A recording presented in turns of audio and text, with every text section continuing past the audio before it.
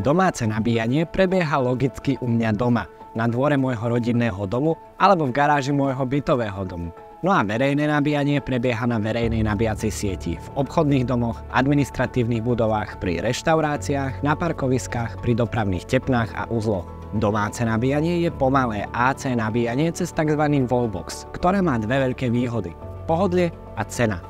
Počas toho, ako ste doma a spíte alebo pracujete, si váš elektromobil bezstarostne nabíjate a každý deň môžete štartovať so 100% nabitím batérie. Nabíjanie doma je najlacnejšia možnosť nabíjania.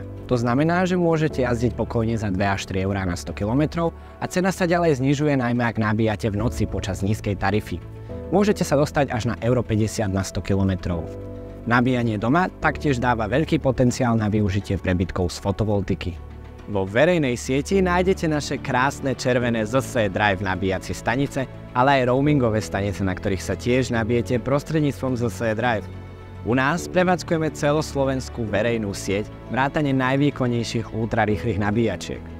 Nabíjacie stanice sú umiestňované tak, aby boli voľne prístupné a na praktických lokalitách, teda aby poskytovali aj určitú vybavenosť, aby boli po ruke pri vašej ceste a aby zodpovedali vašim potrebám a vášmu bežnému životu.